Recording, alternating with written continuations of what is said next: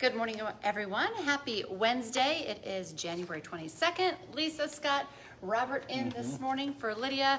The Facebook Live went right away. I was not ready for it, so it's funny how that works. Of course, we're live on Facebook every weekday morning. It stays on your feed, though, throughout your day, so you can watch it whenever it works best for you. Plus, remember, we make it into a podcast. You can find that at inform.com/podcast. Just look for the Inform Minute. All right, we got a little relief this morning. Not too bad out there at all, but temperatures are falling back down for us. Yeah, 20 above is a lot better than 20 below this Yes. morning. Absolutely. There was a little bit of snow, but in my opinion, it's a lot better to take a little bit of time scraping snow off the roof of the car than having to wait 10 minutes for the car to warm up. But yeah, we're at our warmest this morning. That south wind that helped warm us up overnight, that has shifted into more of a north wind, and that's going to cool us down as we go throughout the rest of the day. As we get into the afternoon, more so single digits, and then we'll drop below zero. Not going to be as cold as the past couple mornings, but teens below zero, so it'll still be a cold night ahead. Yeah. Otherwise, generally a cloudy day. Start to break up those clouds later on into the evening. 10-day forecast, we're looking at some more stabilized, nicer weather Yeah. like next week, right? Yeah, so over the rest of the week into the start of the weekend, it's going to be up and down temperatures. But then next week, we have a couple days in the 30s, and then consistently at least in the 20s. So Okay. there is relief on the way, but we just have to get through a little bit of some inconsistency first. All right, sounds good. Well, we'll look forward to those nicer days ahead. Absolutely. Yeah. Thank you, Sounds Robert. good, thanks. Well, road conditions are a bit of an issue this morning for probably most of you. Yeah. Actually, I know when we came into work in the middle of the night, I thought the roads were slick in Fargo-Moorhead. We do know right now most of the highways in the region are frosty. In the far northeast part of the state, there's a travel alert in place right now in Pembina County. Those roads are snow covered. In Minnesota, the roads are okay. A few trouble spots, including Highway 10 from Moorhead to Holly, as well as spots near Roseau, Thief River Falls, and Detroit Lakes. Discovery Middle School is back open this morning after classes were canceled because of heating problems. Parents have been informed classes are back on today. First period begins at 8:45 this morning, so about a half hour or so from now. Students were sent home yesterday because there was a malfunction with the school's heat pump system.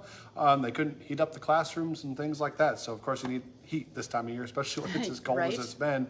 That issue has now been resolved. Today, a murder suspect will be in Cass County Court. He's accused of shooting and killing another man outside a Fargo apartment complex. Leo Darteau is accused of shooting and killing 35-year-old Samson Blay last August. He's charged with murder and unlawful possession of a firearm in this case. He's also charged with delivering fentanyl in another unrelated case. He'll be looking at both of those cases in court today. A former Fargo police officer is facing up to 30 days in jail for DUI charges related to a crash that happened outside his apartment building.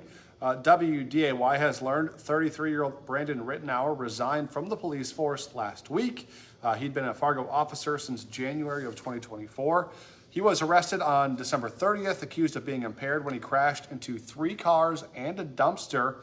Rittenauer refused a breathalyzer test. Court records show he pleaded guilty following a 2015 arrest for impaired driving. That was near St. Cloud. As part of sweeping pardons by President Donald Trump, the acting U.S. Attorney for Washington, D.C. has filed motions to dismiss cases against 2 men charged in the January 6th attack that have connections to North Dakota. 21-year-old Damian Johnston and 63-year-old Rockne Earls pleaded guilty for their roles that day. Earls is formerly from Mariska. He was just 9 days away from being sentenced. Johnston pleaded guilty in November to disorderly conduct. He's the former vice chair of North Dakota's Young Republicans and also the son of District 24 State Representative Daniel Johnston. Today on Hot Mic with Dom Izzo, they're the #1 ranked team in the state, and they just keep winning. Moorhead Boys Hockey head coach John Ammerman will be joining the show to talk about the untouchable Spuds. Plus, rivalry weekend is here for the Bison. Head coach Dave Richmond joins Dom to preview NDSU UND. That's from 9 to 11 on WDAY Extra. Remember, now's a great time to get your Inform.com subscription. 99 cents a month for your first 3 months. Just go to Inform.com/subscribe to check out that deal. And join us the rest of the day for our newscasts as well. Our next one's at 11, then 4, 5, 6, 9, and 10. And we'll be back tomorrow morning with First News from 5 to 7. Have a great day, everyone.